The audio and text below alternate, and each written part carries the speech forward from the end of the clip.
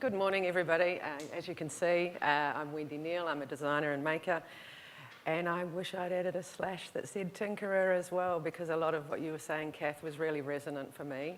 I'm also the director of Fab Lab Wellington, which is in New Zealand, in Wellington. You can see I'm a very low-key Twitter user, but I also do a bit of writing on Medium, if you'd care to check that out. And today I'm talking, the title of my talk is Everyone Has a Story to Tell. I chose that because stories are really important in my life. They inspire a lot of the things that I do, but I think one of the things that was really interesting for me, that I was coming to Adelaide, which is a place where, you know, for tens of thousands of years, people have been telling stories and telling stories of their journeys. And also in Adelaide, there's a place called the Dulwich Centre, which is a place where narrative practices was an empowerment therapy that was developed between New Zealand and Adelaide, and I thought that that was a really nice connection as well. Can you tell I'm nervous? Okay. And the title of this story, oops, arrow forward, arrow down. Am I too far away? No, it's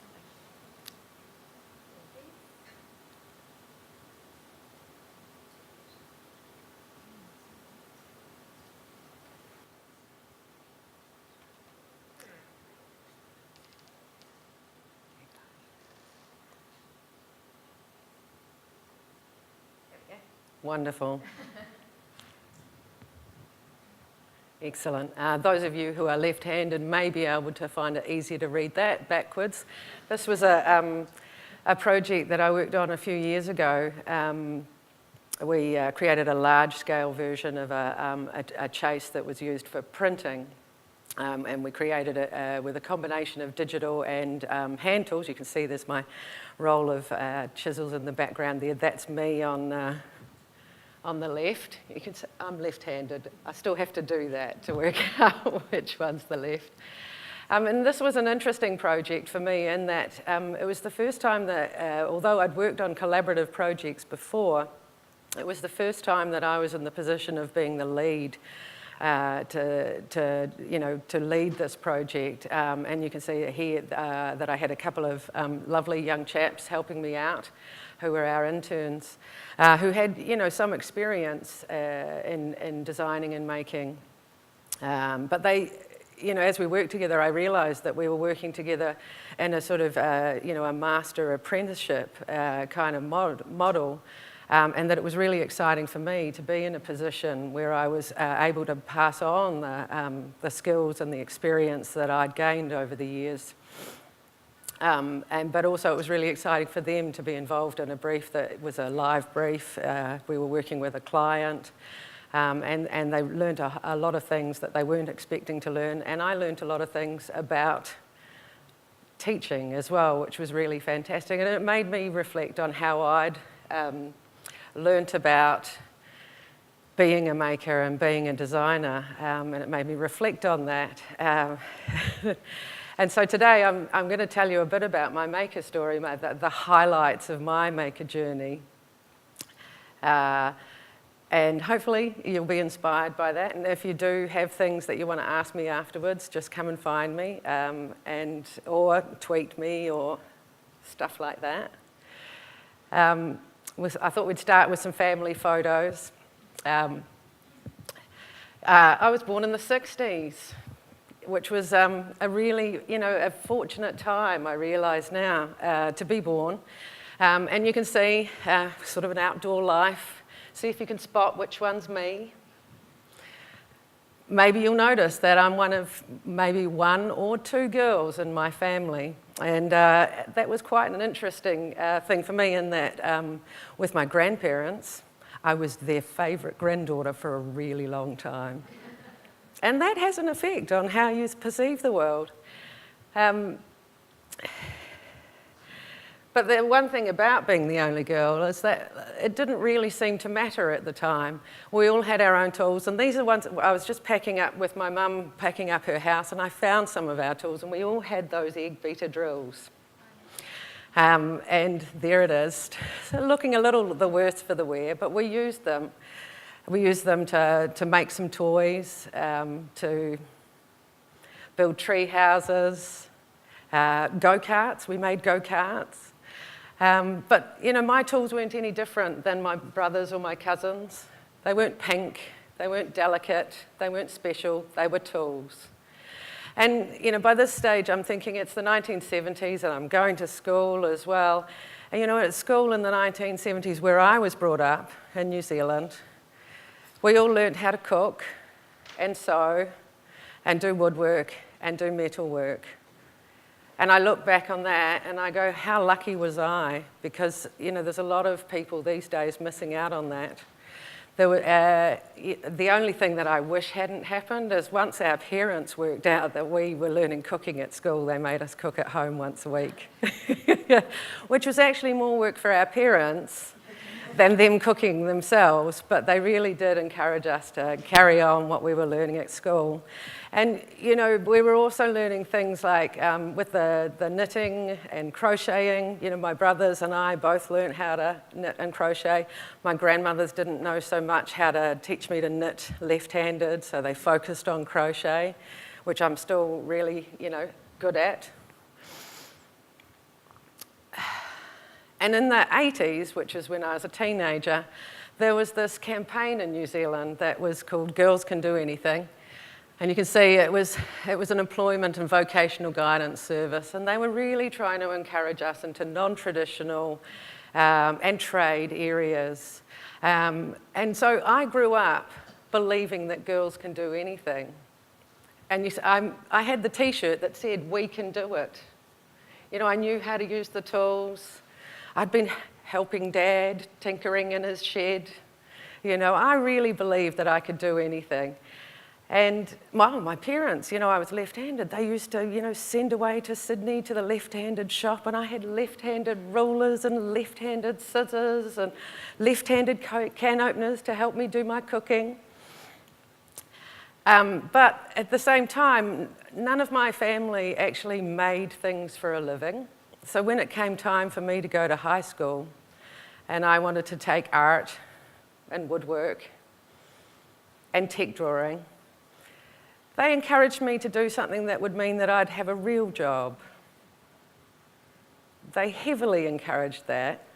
And so I took subjects that they were more comfortable with. And so there was quite a break in my maker career until one day when I'd spent a very long time tinkering in my house bus trying to build something and getting really frustrated. I decided to sign up for a course, and it was a building course for women. And here's, I'll see if you can find me here, you know, that's actually me up the top there, working on with a post hole borer. We're making fences, sitting on a fence that we made, so we're feeling pretty comfortable with the structure. But we also spend a couple of days a week, or one day a week, in the workshop, working with hand tools and small machinery. And that's when I remembered how much I like woodwork. And so I really, really started thinking, now this is what I need to focus on. I got a little distracted because I was also really interested in the environment. Yeah, I know, what a distraction, eh? Those of you who were alive at the time may remember that the first one got munted by the French. And so I was really, because I was so interested in the environment, and we're still talking the 1980s here, so, you know, in New Zealand, what it meant to be in 1980s in New Zealand was about a lot of political action around the environment, anti-nuclear, gay law reform, anti-apartheid, all sorts of things, and a lot of stuff around, you know, the environment and our impact on the environment. And so, yes, I was invited to go on the first trip of the second Rainbow Warrior to the Pacific. And it was a PR journey. to say, look, hey, here we are, we're back again, but we promise not to really harass the French in Mororoa. And so some of the people that were on board, there was the carpenter, so I was often the carpenter's offsider. I also was quite a competent cook, as you might remember, and so I was able to work in the galley. And I also learnt about developing photos because there was a photographer on board who had a dark room. And so this was another way where, another place where I was able to carry on making and to learn from other people, like people who are really happy to share their skills and expertise and really interested to, you know, work together on different projects. I'm just going to have a glass of water. Now this is a real... After I came back from the Rainbow Warrior journey, where there's this like fantastic piece of luck, but at the time I didn't think it was lucky at all. New Zealand got a right-wing government, and our economy really changed, and I went from having 3 fabulous part-time jobs to absolutely none. And so I decided that I'd like to go to Australia. So I got on a plane and came to Australia. And I ended up in Tasmania just by a chance of being offered a job there. Tasmania is a fantastic place. I'm sure many of you know that. And through a wonderful series of events, I had no idea when I moved there it was such a creative state. It's got a lot of really fabulous Indigenous timbers, some really fantastic craftspeople, a really interesting environment, amazing environment. And while I was there, I was lucky enough to work with, to go to TAFE and learn from a fantastic Irish craftsperson, as well as then go to the Tasmanian School of Art and learn from another amazing craftsperson, and did my degree. And you can see there's some, pieces of my furniture here, and all of these pieces of furniture I developed through a sense of story, and but I also developed them often by digging around in the bins and finding waste materials. And just also in what Kath said about exchange and reciprocity, that's been a really important theme to a lot of my work about how I get materials and where I deliver my furniture as well. So I did a whole lot of fantastic work there and met a lot of people and developed a lot of really good skills. This is still one of my favourite pieces here. With all my handcrafted dovetails, but it's the Tasmanian cabinet, and it was made from all sorts of bits and pieces of Indigenous timbers from Tasmania, so it's the Tasmanian cabinet. And I've got a New Zealand cabinet as well, which is made from found Indigenous timbers as well. I love making stuff, just saying. And so I spent 10 years in Tasmania, which were wonderful years. I spent some time in Western Australia as well, and then I went back to New Zealand. And a lot of my focus became more and more about telling the story of the materials or the found objects. So I've done a lot of stuff in the last 10 years where I'm pulling the actual objects out of the skip bins, not just the materials. So looking at like that one person's trash is another person's treasure. You can see up the top there's a drawer that's got, been in a house fire and has been thrown away. So again, I've got all of these pieces that have my earthquake table is one that where you get in under there, and I've made a brick wallpaper under there and a little place for you to keep food while you're waiting for the earthquake to come over. So I do a lot of things that are all about the story of the objects or the story of how I found them, or that they stimulate memories for me when I see the objects, and I try and bring that story out. And so a lot more keeping the story alive, but adding my own story. And over this time, I'm still doing a lot of really big handcraft involved with it. You know, some very important aspects of my work is actually the making and telling stories while I'm making. But I've also had, for the last 10 years, digital fabrication has become more and more a part of my practice. Because I'm curious about everything, and I'm sure that you all relate to the curiosity. That's really part of, big part of my life is I always think that I'm going to be learning, and I'm always curious about new things. And so after I've spent a bit of time also, I went to Portugal, lucky me. I was invited there to work with a furniture company in the north of Portugal. It's an area that was in the economic downturn, the most recent one, suffering, its own downturn.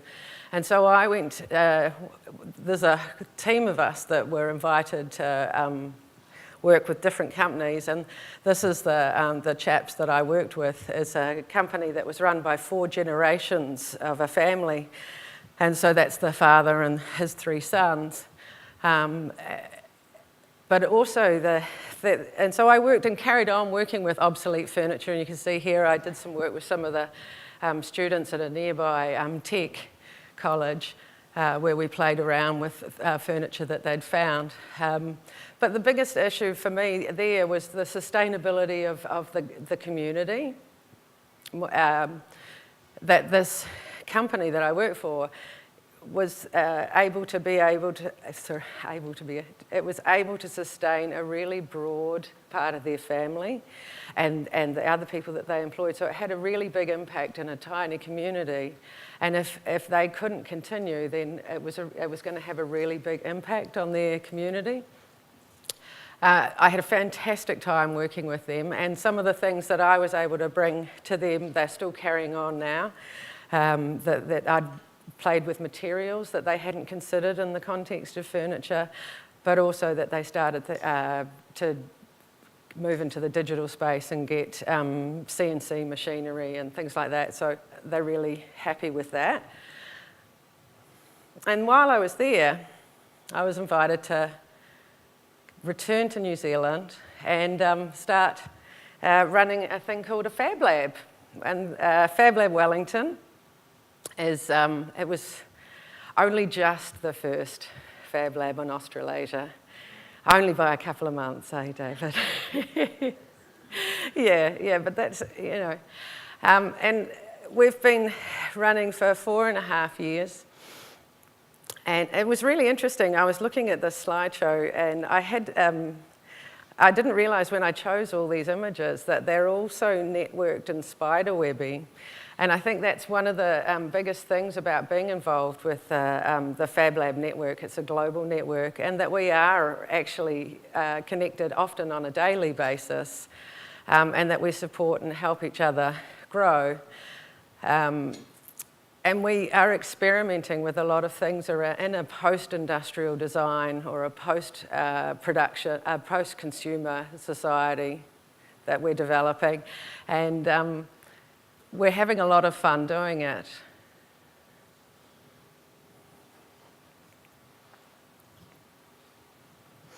You can see I'm still making furniture. And we work on a lot of collaborative projects. So when I, look at this project here, I think of the 4 or 5 people that I was working with and the way that we work together to develop an idea. And I can see really strongly the influence that each of us has had on that. We're working, I show some furniture, but we're also doing things like that's a wall hanging, a felt-based wall hanging, but it's you can see the young woman's pulling that down. It's also a really flexible garment. And in the back there's a poppy. It's a field of poppies that we developed the first poppy and tested it with the whole lot of functionality, and then it went off to be produced en masse, and then that's a picture of it being shown in Europe somewhere. So I think, a really strong element of being in the Fab network is being that collaboration and connection with people.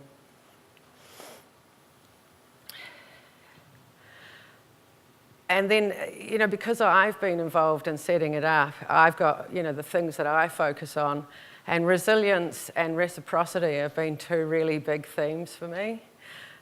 Open design and open source ethos is a really large part of the Fab network. And for me, what that means is almost going back to before the last industrial revolution. This is totally my last slide. And so that we've been involved with the Wiki House, which is all about, housing, and the construction of it used to be in our hands, IP never used to be protected because we all shared. And so, this is what is so good about the Fab and Maker movement, opening everything up, about making our world a better place, but actually looking back to prehistory or, pre-industrial revolution. I'll just go real quick now. We're hacking our own machines. We've got a knitting machine that we were hacking. We've been hacking a 3D printer to print chocolate, but all through. It's really important, world-changing stuff. We've got a resilience project where we're making compost from our clean wood waste, feeding worms, and we're growing mulberry trees to feed silkworms, and we're running how to make almost anything, and we're starting to experiment with growing our own materials with mycelium and wood waste. And we've also been part of the open source beehives project. So all of that is why I get up in the mornings. Thank you. Thank you, Suman.